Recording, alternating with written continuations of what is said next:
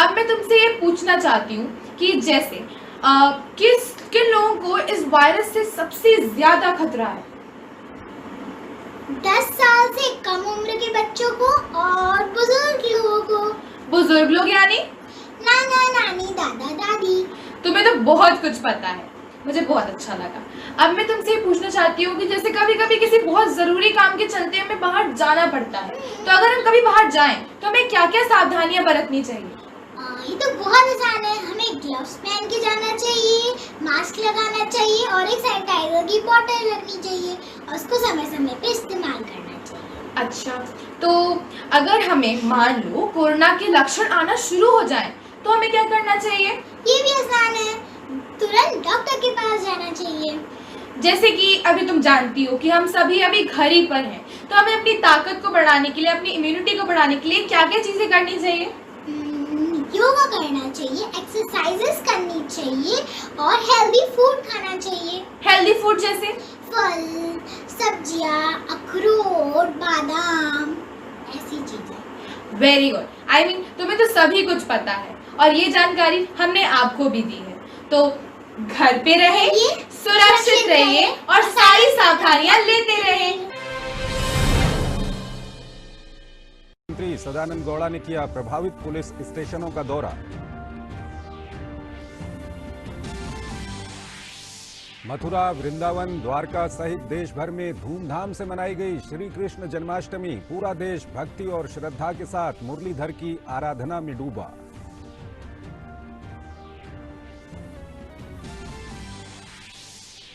Corona संक्रमण से देश में एक दिन में रिकॉर्ड 56,000 से अधिक लोग हुए स्वस्थ।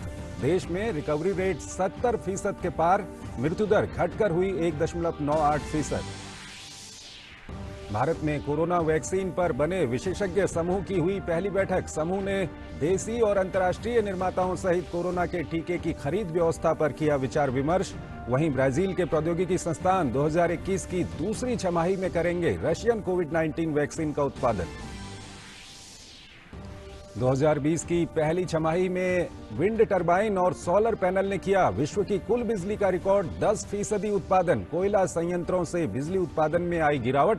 कोरोना वायरस लॉकडाउन के चलते कुल बिजली की मांग में आई 3% की गिरावट। और खेलों में यूएफा चैंपियंस लीग में पीएसजी की टीम पहुंची सेमीफाइनल में। क्वार्टर फाइनल में एटलांटा को दी 2-1 से मात।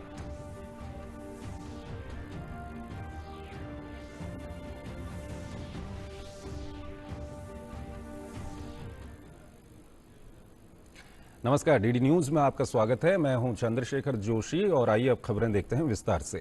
प्रधानमंत्री नरेंद्र मोदी ईमानदारी से कर चुकाने वालों के लिए आज पारदर्शी कराधान ईमानदार का सम्मान नामक वेब पोर्टल की शुरुआत करेंगे। प्रत्यक्ष कर सुधारों की दिशा में सरकार के महत्वपूर्ण उपायों के अंतर्गत इस पोर्टल का शुभारंभ वीडियो कॉन्फ्रेंसिंग के जरिए होगा। पोर्टल शुरू होने से कर सुधारों की प्रक्रिया को आगे बढ़ाने में मदद मिलेगी।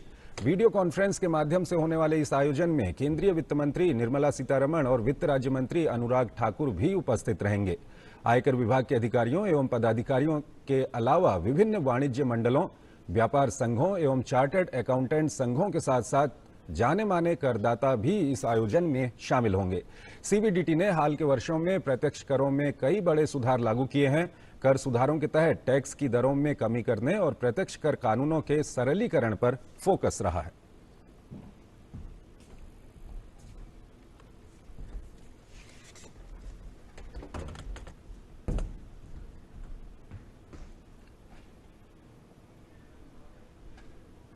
और हमारे संवाददाता अरुण शर्मा हमारे साथ जुड़े हुए हैं, उनसे बातचीत करते हैं। अरुण, आज के इस कार्यक्रम की अगर बात करें और इस वेब पोर्टल की बात करें तो कितना फायदा अब आम लोगों को होने जा रहा है इस वेब पोर्टल से? देखिए, आम लोग के अलावा जो ऑनेस्ट टैक्स पेयर्स हैं हमारे देश के, यानी कि जो समय पर टैक्स पे करते हैं और जो नेशन बिल्डिंग में कंट्रीब्यूट करते हैं सही समय पर टैक्स पे करने के लिए, उनके लिए बहुत ज्यादा फायदा होने जा रहा है। कारण क्या है? क्योंकि सरकार का अब एक तरह से 2 टियर स्ट्रैटेजी है। पहले जो कंप्लायंस का बर्डन है, मैंने कि उसको काफी हद तक कम करना, क्योंकि एक जो टैक्स पेयर होता है वो टैक्स पे करने से नहीं घबराता है, लेकिन टैक्स पे करने में जो मुश्किलात आती है, जो कंप्लायंसेस का बर्डन ज्यादा होता है, जो पेचीदगियां होती हैं उससे घबराता है। तो इसलिए सरकार ने, हमने देखा है कि पिछले 4-5 साल के अंदर फोकस इस बात पर रखा है कि कैसे टैक्स पेइंग जो फैसिलिटीज को या फिर टैक्स पे करने को काफी ज्यादा आसान और सहूलियत बनाई जाए। सरकार ने दूसरी तरफ टैक्सेस को काफी हद तक कम किया है। अगर हम कॉर्पोरेट टैक्सेस की बात करें, क्योंकि काफी लंबे अरसे से डिमांड थी इस बात की कि जो कॉर्पोरेट सेक्टर में जो कॉर्पोरेट टैक्सेस जो पे किए जाते हैं वो 30% तक हाई थे। सरकार ने इस कॉर्पोरेट टैक्स को कम करके 22% पर ला दिया। साथ ही साथ आप देखिए कि फेसलेस फैसिलिटीज सरकार शुरू कर चुकी है, जिसके अंदर फेसलेस माध्यम से एक तरह से स्क्रूटिनी की जा रही है। यानी कि जो टैक्स पे कर रहा है और जो इंस्पेक्टर या फिर जो टैक्स इंस्पेक्टर या जो टैक्स कमिश्नर जो कि फाइल को एक्सेस कर रहा है, ये पता ही नहीं होता कि कौन किसकी फाइल एक्सेस कर रहा है। तो इस केस के अंदर करप्शन काफी हद तक दूर होता हुआ दिखाई दे रहा है, क्योंकि जहां तक फेसलेस टैक्स के माध्यम से या इस इकोसिस्टम को बढ़ावा देने की जहां तक बात की जा रही है, उस दिशा के अंदर ये सरकार एक तरह से कदम उठा चुकी है। साथ ही साथ आप देखिए कि मैन्युफैक्चरिंग यूनिट्स आज की तारीख में उनके लिए टैक्स को कम करके एक तरह से 15% पर ला करके रख दिया। जो नई मैन्युफैक्चरिंग यूनिट्स है प्राइमरीली, अगर वो उनको टैक्स देने के बदले 15% तक कर दिया गया है। डिविडेंड डिस्ट्रीब्यूशन टैक्सेस पे करने पड़ते हैं कंपनी को, यानी कि अब जब वो कारोबार होता है तो उनके लिए डीडीटी का टैक्स लगता है, जो डिविडेंड डिस्ट्रीब्यूशन टैक्स होता है, उसको कंप्लीटली सरकार ने अबॉलिश कर दिया है। सरकार विवाद से विश्वास जैसे स्कीम चला रही है कि अगर आपके कुछ पुराने कंप्लायंसेज है, लिटिगेशन है, कुछ टैक्सेस को लेकर के कुछ पेज फंसे हुए, तो उसको आप एक नॉमिनल फीस दे करके, नॉमिनल टैक्स पे करके आप उससे छुटकारा पा सकते हैं। तो सरकार एक तरह से कोशिश कर रही है कि एक तरह से विश्वास बढ़े जो टैक्स पेयर्स का है उनका सरकारी तंत्र के ऊपर, कंप्लीटली जो टैक्सेशन विभाग के ऊपर, और दूसरा जो टैक्सेशन विभाग यानी कि जो इनकम टैक्स डिपार्टमेंट है वो इस बात पे फोकस कर रहा है कि कैसे सरलीकरण की तरफ, यानी सिंप्लीफिकेशन की तरफ ज्यादा से ज्यादा जाया जा सके, जिससे कि जो टैक्स पेयर्स है उनको आसानी हो सके। तो आज जब प्रधानमंत्री इस इनिशिएटिव की शुरुआत कर रहे हैं कि एक ट्रांसपेरेंट टैक्सेशन सिस्टम जिसमें ऑनरिंग द ऑनेस्ट की बात की, यानी कि जो करदाता जो कि ऑनेस्टी के साथ पे आउट कर रहा है उनको कैसे ऑनर किया जा सके, उनके लिए कैसे और बेहतर माहौल बनाया जा सके और उनको कैसे और फर्दर इंसेंटिवाइज किया जा सके, क्योंकि जो आखिरकार टैक्सेशन को पे कर रहा है, नेशन बिल्डिंग में कंट्रीब्यूट कर रहा है, ऐसे में कैसे उन ऑनेस्ट करदाताओं को, यानी कि जो हमारे ऑनेस्ट टैक्स पेयर्स हैं उनको कैसे आप ज्यादा से ज्यादा इंसेंटिवाइज कर सके ताकि वो एक तरह से टैक्स पे करने के लिए आगे, साथ और भी लोग कैसे इंस्पायर हो सके कि कैसे हम टैक्स पे करने के लिए आगे आ सके। कंप्लायंसेस को काफी हद तक सरकार ने एक तरह से बहुत कम किया है, जिससे कि सिंप्लीफिकेशन वाला माहौल इस देश के अंदर बन सके टैक्सेशन पे करने के लिए हाथ से। यहाँ पर अरुण, अगर पिछले 5-6 साल की हम बात करें तो हमने देखा कि जिस तरह के सुधार किए गए, उसके बाद ये देखा कि कर देने वालों की संख्या बढ़ी और देश के पास ज्यादा टैक्स आ रहा है। और अब जब ये चीजें और ट्रांसपेरेंट हो जाएंगी तो आने वाले समय में और ज्यादा क्या संख्या बढ़ेगी? बिल्कुल, सरकार का फोकस यही है कि कुछ 4-5 करोड़, क्योंकि हम देखिए 2 तरह के टैक्सेस पे आउट करते हैं, एक डायरेक्ट टैक्स पे करते हैं और एक इनडायरेक्ट टैक्स पे करते हैं। इनडायरेक्ट टैक्स के मोर्चे पर हमने देखा कि सरकार ने देश का सबसे बड़ा टैक्स सुधार लागू किया, जिसको हम जीएसटी कहते हैं आज की तारीख में। जीएसटी के अंदर आप देखिए कि सुधार इस कदर हो रहा है कि सरकार जिस तरह से कोशिश कर रही थी कि हर महीने का लगभग 1 लाख करोड़ के आसपास रेवेन्यू आ सके, यानी कि साल का सरकार का फोकस और टारगेट है कि 12 लाख करोड़ रुपए इनडायरेक्ट टैक्सेस के माध्यम से आ सके। हालांकि बीच में कोविड की वजह से इनडायरेक्ट टैक्सेस पे काफी इम्पैक्ट हुआ था, लेकिन अब चूंकि हम जब तक इनडायरेक्ट टैक्सेस की बात करते हैं काफी हद तक स्ट्रीमलाइन हो चुका है, जब तक इनडायरेक्ट टैक्सेशन जीएसटी की बात करें। सरकार का ये फोकस है कि कैसे जो टैक्स पेयर्स है, क्योंकि अब देखिए कि 4 से 5 करोड़ के आसपास ही टैक्स पेयर्स होंगे जो एक्चुअली डायरेक्ट टैक्स पे आउट करते हैं, जो कि टैक्सेस को भरते हैं। तो ऐसे में सरकार का माध्यम है कि कैसे इस दायरे को बढ़ाया जा सके, ज्यादा से ज्यादा को इंक्लूड किया जा सके जो टैक्स को पे आउट करे। दूसरी सबसे बड़ी बात है कि अगर आप सिंप्लीफाई करते हैं माहौल को, आप ट्रांसपेरेंट स्ट्रक्चर बनाते हैं और आप सिंप्लीफाई करते हैं, तो टैक्स देने वालों की कमी नहीं है। क्योंकि आज की तारीख में आप देखिए, एक ऑनेस्ट टैक्स पेयर्स को देखिए, आप टैक्स पेयर्स को देखिए, वो टैक्स पे करने से नहीं घबराता है, वो कंप्लायंसेस से ज्यादा घबराता है। यानी कि आप मान के चलिए कि अगर आप 1000 रुपए टैक्स पे कर रहे हैं, तो अगर आप 1500 भी पे करेंगे तो आपको दिक्कत नहीं होगी, लेकिन आपको कंप्लायंस से घबराते हैं। अब जो टैक्स पेयर होता है वो कंप्लायंस से घबराता है कि इतने झमेले होते हैं, टैक्स पे करना इतना आसान नहीं हो पाता। हम देखेंगे कि जो इनकम टैक्स रिटर्न के जो फॉर्म्स हैं वो काफी हद तक सिंप्लीफाई किए गए, नंबर 1। नंबर 2, जो टैक्स की दरों में काफी हद तक कटौती की गई है, B it the corporate taxes, अब बी इट जो नई मैन्युफैक्चरिंग यूनिट के लिए जो टैक्सेस की बात की जाए उनकी बात कीजिए, जो डिविडेंड डिस्ट्रीब्यूशन टैक्स जैसे टैक्सेस को एबॉलिश किया गया है, विवाद से विश्वास जैसे सरकार स्कीम चला रही है, जिससे कि जो टैक्स पेयर्स का भरोसा सरकार पर हो, जो टैक्स डिपार्टमेंट पर हो, और एक तरह से वो कंप्लायंसेस को, लिटिगेशन को खत्म करके वो टैक्स पे करके अब वो एक तरह से एक मेन स्ट्रीम में आए, ताकि वो भी अब रेगुलरली टैक्स पे करना शुरू करे बिना किसी कंप्लायंस या फिर बिना किसी झंझट के साथ में। तो सरकार और टैक्स पेयर्स के बीच में एक इंपॉर्टेंट और महत्वपूर्ण कड़ी होती है विश्वास की।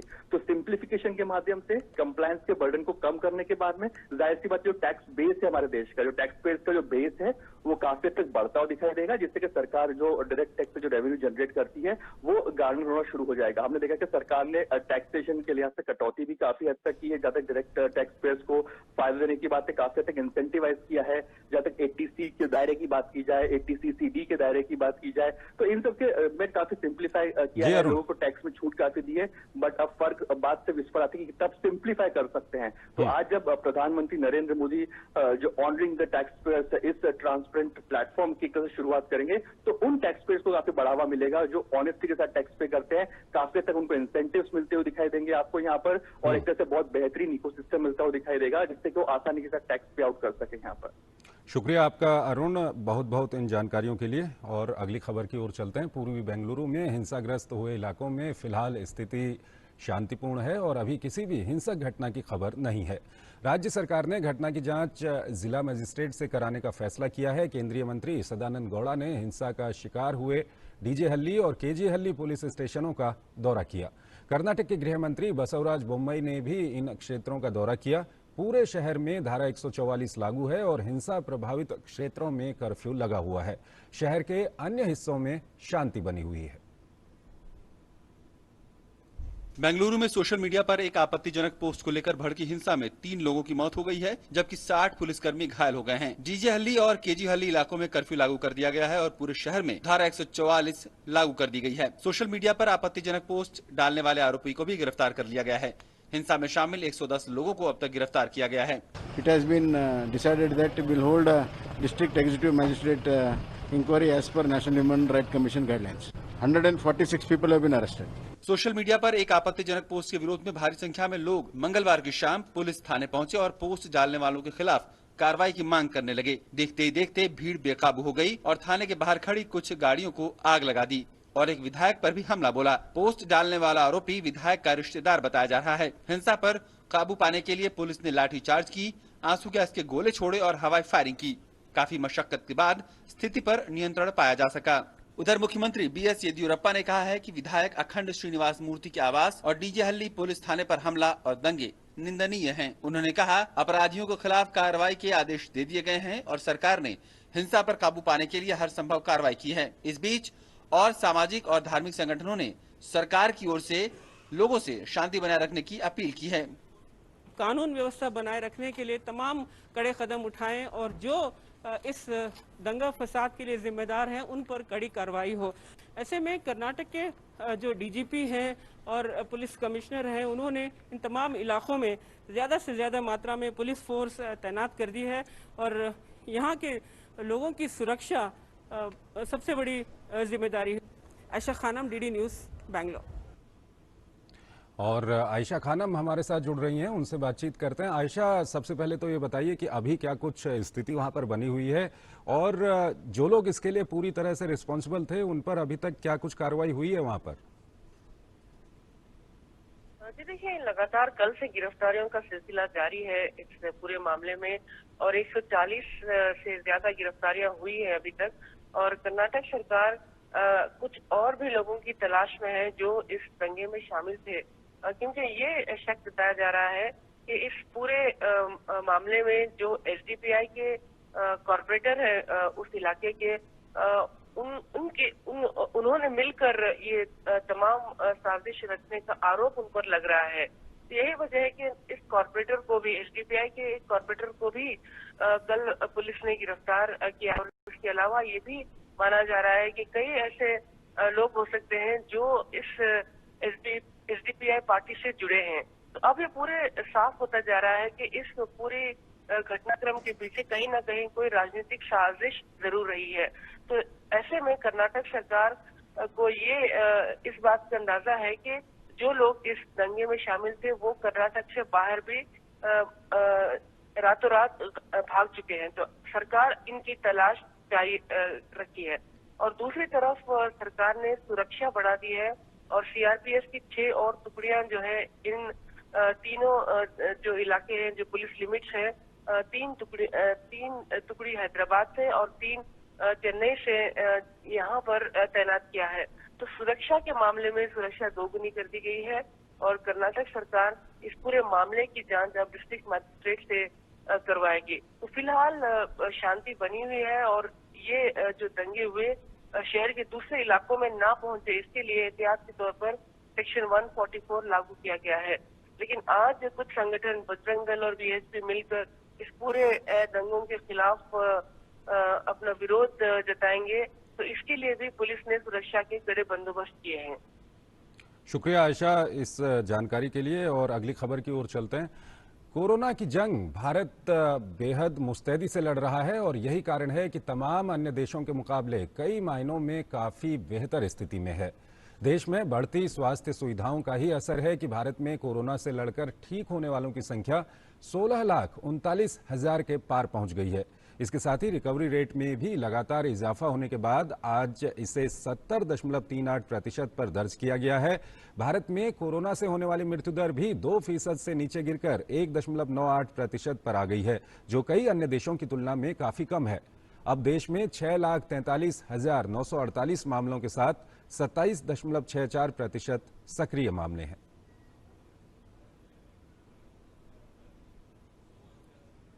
कोविड-19 के लिए टीका विकसित करने संबंधी राष्ट्रीय विशेषज्ञ समूह ने टीके की उपलब्धता और उसकी वितरण व्यवस्था सुनिश्चित करने की कार्यनीति पर विचार विमर्श किया है।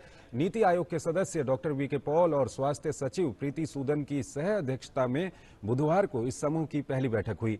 विशेषज्ञ समूह ने देश में कोविड-19 के लिए टीका तैयार करने के लिए कंपनियों के चयन के बारे में मार्गदर्शन संबंधी व्यापक मानदंडों पर विचार किया। समूह ने देसी और अंतर्राष्ट्रीय निर्माताओं सहित कोरोना के टीके की खरीद व्यवस्था पर भी विचार विमर्श किया। विशेषज्ञ समूह ने कोविड-19 टीके की खरीद के लिए अपेक्षित वित्तीय संसाधनों और धन जुटाने संबंधी विभिन्न विकल्पों पर भी विचार विमर्श किया। विशेषज्ञ समूह ने राज्यों को ये सलाह भी दी कि वो खरीद के लिए अलग मार्ग न अपनाएं।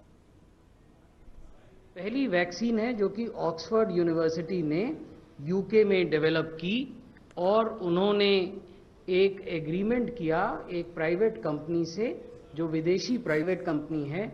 इस विदेशी प्राइवेट कंपनी ने भारत में स्थित Indian manufacturer serum institute of India के साथ एक एग्रीमेंट किया कि उसका मैन्युफैक्चर वैक्सीन का भारत में हो। दूसरी वैक्सीन है जो भारत बायोटेक इंटरनेशनल हैदराबाद में हेडक्वार्टर्ड कंपनी है। ये आईसीएमआर के साथ कोलैबोरेशन में तैयार कर रहे हैं। इसके फेज 1 और फेज 2 ट्रायल चल रहे हैं। तीसरी वैक्सीन है जो जाइडस कैडिला, ये भी भारतीय कंपनी है, अहमदाबाद में हेडक्वार्टर्ड है, ये बना रहे हैं। इसकी भी फेज 1 और फेज 2 ट्रायल अभी चल रहे हैं। पीएम स्ट्रीट वेंडर्स आत्मनिर्भर योजना या प्रधानमंत्री स्वनिधि योजना एक बड़ी सफलता बनकर उभरी है।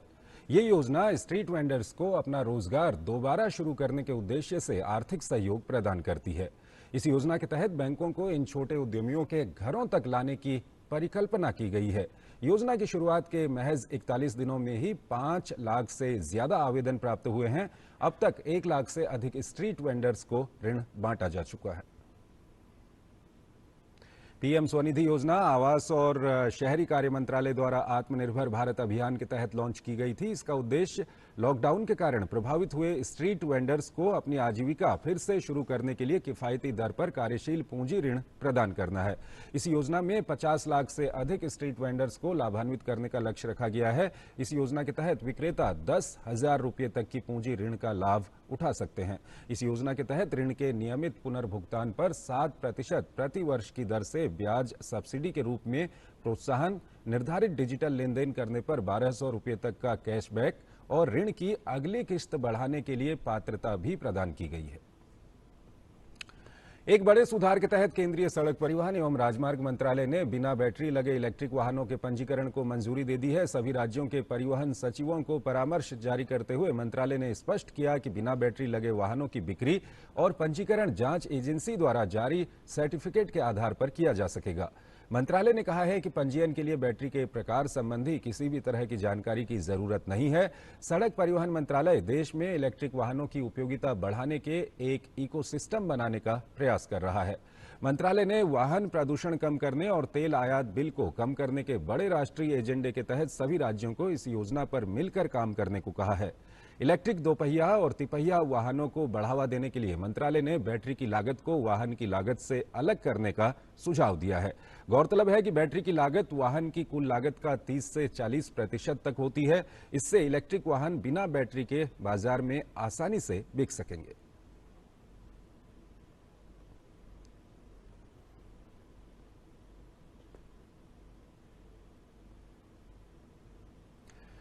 दिल्ली के ऐतिहासिक लाल किले पर 74वें स्वतंत्रता दिवस समारोह से पहले आज फुल ड्रेस रिहर्सल होगा। 15 अगस्त को लाल किले की प्राचीर से प्रधानमंत्री नरेंद्र मोदी तिरंगा फहराएंगे और देश को संबोधित करेंगे। दिल्ली ट्रैफिक पुलिस ने इस अवसर पर एडवाइजरी जारी की है। रिहर्सल के दौरान स्वतंत्रता दिवस के समान ही आम यातायात पर प्रतिबंध रहेगा। राजघाट से आईएसबीटी, नेताजी सुभाष मार्ग, लोथियन रोड, एसपी मुखर्जी मार्ग, Chandni Chowk road, ring road पर सुबह 4 बजे से सुबह 10 बजे तक सामान्य यातायात के लिए सड़कें और लिंक रोड बंद रहेंगे। कोरोना के मद्देनजर दिल्ली पुलिस ने स्वतंत्रता दिवस समारोह में आमंत्रित लोगों से अनुरोध किया है कि वो गृह मंत्रालय और स्वास्थ्य मंत्रालय की ओर से जारी दिशा निर्देशों का पालन करें। एक रिपोर्ट के मुताबिक 2020 की पहली छमाही में विंड टरबाइन और सोलर पैनल ने विश्व की कुल बिजली का रिकॉर्ड 10% उत्पादन किया है। लेकिन 2015 के पेरिस जलवायु समझौते के तहत निर्धारित लक्ष्यों को पूरा करने के लिए सख्त बदलाव की जरूरत है। वैज्ञानिकों का कहना है कि ग्लोबल वार्मिंग को सीमित करने और बाढ़, सूखे और जलवायु परिवर्तन के बुरे प्रभावों को रोकने के लिए अगले दशक तक बिजली क्षेत्र से ग्रीन हाउस गैस उत्सर्जन में भारी कटौती की आवश्यकता है। 2019 की अवधि की तुलना में 2020 की पहली छमाही के दौरान पवन और सौर से उत्पन्न होने वाली बिजली में 14% की वृद्धि हुई है, जबकि कोयला संयंत्रों से बिजली उत्पादन में 8.3% की गिरावट दर्ज की गई है। कोरोना वायरस लॉकडाउन के चलते कुल बिजली की मांग में 3% की गिरावट आई है। दुनिया भर में कोविड-19 से संक्रमित लोगों की संख्या में लगातार बढ़ोतरी जारी है। विश्व भर में इस महामारी से संक्रमितों की संख्या बढ़कर 2,07,86,169 हो गई है, जबकि इस महामारी से 7,51,550 लोगों की मौत हो चुकी है। हालांकि 1,36,82,343 लोग इस बीमारी को मात देकर स्वस्थ भी हुए हैं। कोविड-19 महामारी से अमेरिका सबसे ज्यादा प्रभावित है। अमेरिका में कोरोना वायरस से संक्रमितों की संख्या बढ़कर 53,59,933 हो गई है, जबकि 1,69,121 लोगों की मौत हुई है। हालांकि इस महामारी से 28,04,936 लोग स्वस्थ भी हुए हैं। कोरोना वायरस से न्यूयॉर्क में सबसे ज्यादा कहर वहां पर बरपा है। यहां 32,874 लोगों की मौत हुई है। वहीं कैलिफोर्निया में सबसे ज्यादा 5,94,672 लोग संक्रमित हैं। और अमेरिका के बाद सबसे ज्यादा प्रभावित ब्राजील है। यहां कोरोना वायरस से 31,70,474 लोग संक्रमित हैं, जबकि 1,04,263 लोगों की मौत हुई है। और रूस का स्थान चौथा है। यहां कोरोना वायरस से संक्रमित लोगों की संख्या 9,02,701 है, जबकि कोरोना वायरस से मरने वालों की संख्या 15,260 हो गई है। अमेरिका में कोरोना के कहर के बीच देश में स्कूल फिर से खोलने की कवायद शुरू हो गई है। राष्ट्रपति डोनाल्ड ट्रंप ने स्कूल दोबारा खोलने के संबंध में 8 सिफारिशें जारी की हैं, जिसमें मास्क का इस्तेमाल करने पर विशेष फोकस है। व्हाइट हाउस की प्रेस वार्ता में ट्रंप ने कहा कि सरकार देश भर के स्कूलों को 125 मिलियन मास्क उपलब्ध कराएगी। अमेरिकी राष्ट्रपति ने कहा कि सभी छात्रों, शिक्षकों और कर्मचारियों को सुनिश्चित करना होगा कि वो वायरस के लक्षणों को समझें और लगातार लोगों को हाथ धोने के लिए प्रोत्साहित करें। पिछले हफ्ते न्यूयॉर्क में प्रशासन ने घोषणा की थी कि राज्य के सभी स्कूली जिलों को सेमेस्टर के लिए फिर से खोलने के लिए अधिकृत किया गया है। गौरतलब है कि अमेरिका दुनिया में कोरोना से सबसे बुरी तरह से प्रभावित है। अब तक वहां 53.5 लाख से अधिक संक्रमण के मामले दर्ज किए गए हैं, जबकि 1,69,000 से अधिक लोगों की मौत हो चुकी है। और आइए अब बात करते हैं खेलों की। यूएफा चैंपियंस लीग में पेरिस सेंट जर्मेन की टीम सेमीफाइनल में पहुंच गई है। टीम ने गुरुवार को खेले गए क्वार्टर फाइनल मैच में अटलांटा की टीम को 2-1 से हरा दिया। पीएसजी की इस जीत में काइले एम्बापे का योगदान बेहद अहम रहा। हालांकि उन्होंने मैच में कोई गोल नहीं किया, लेकिन पीएसजी की टीम के द्वारा अंतिम समय में किए गए पहले और दूसरे गोल में अहम भूमिका निभाई। एम्बापे के बेहतरीन साथ के चलते पीएसजी ने आखिरी लम्हों में एरिक मैक्सिम चोम्पो मोटिंग के गोल की बदौलत अटलांटा को 2-1 से हराया। इससे पहले अटलांटा की टीम ने पहले हाफ में गोल कर 1-0 की बढ़त बना ली थी, लेकिन खेल के 90वें मिनट में पीएसजी ने पहला गोल किया और उसके बाद अतिरिक्त समय में दूसरा गोल कर अपनी जीत पक्की कर ली। इंग्लैंड और पाकिस्तान के बीच खेली जा रही 3 मैचों की टेस्ट सीरीज का दूसरा मैच आज से साउथहैम्पटन में खेला जाएगा, जहां पाकिस्तान की टीम सीरीज में बराबरी पर पहुंचने जबकि इंग्लैंड की टीम सीरीज पर कब्जा जमाने के इरादे के साथ मैदान पर उतरेगी। इंग्लैंड ने मैनचेस्टर के ओल्ड ट्रैफर्ड में खेले गए पहले टेस्ट मैच में 3 विकेट से जीत हासिल कर सीरीज में 1-0 की बढ़त बना रखी है, लेकिन इंग्लिश टीम इस दूसरे टेस्ट मैच में बेन स्टोक्स के बिना उतरेगी। स्टोक्स के दूसरे टेस्ट में न होने से जेम्स एंडरसन को एक और मौका मिल सकता है। वहीं पाकिस्तान की टीम को निश्चित रूप से पहले टेस्ट में की गई गलतियों से सीखना होगा। पाकिस्तान के लिए सबसे जरूरी पहलू होगा कि वो अपने खेल में निरंतरता रखें और हाथ आए मौकों को भुनाएं।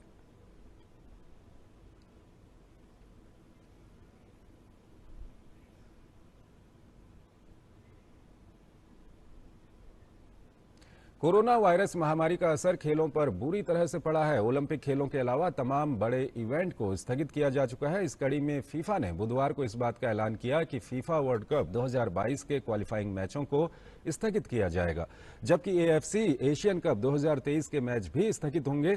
फीफा ने अपने आधिकारिक बयान में कहा है कि फीफा और एशियन कॉन्फेडरेशन ने मिलकर ये फैसला किया है कि फीफा वर्ल्ड कप 2022 और एएफसी एशियन कप 2023 के आने वाले क्वालिफाइंग मैचों को स्थगित करेगा।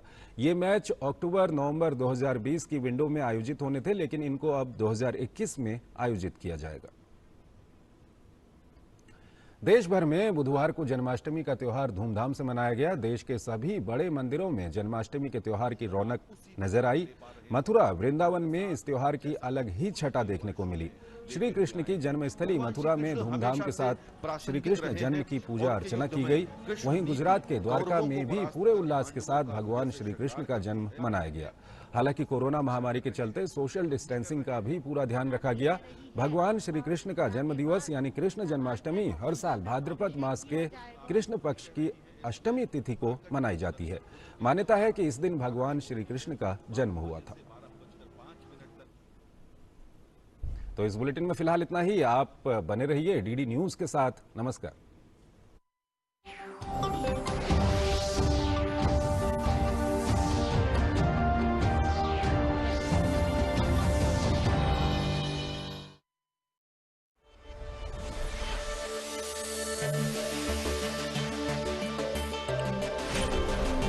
As novel coronavirus spreads around the world, where does research on a vaccine stand?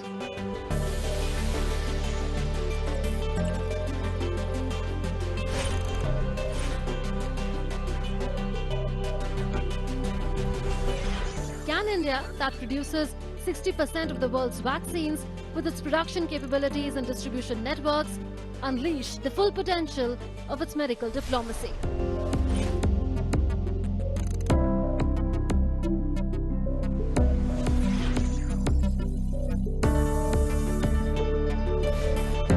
For an in-depth perspective on solutions to the global pandemic, watch BioQuest, Researching COVID-19 on DD India and DD News.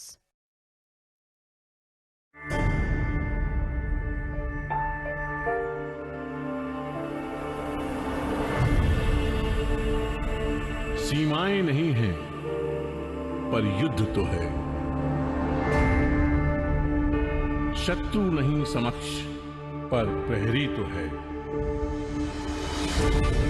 दुश्मन है कि जो दिखता नहीं, पर इन आंखों से छिपता नहीं।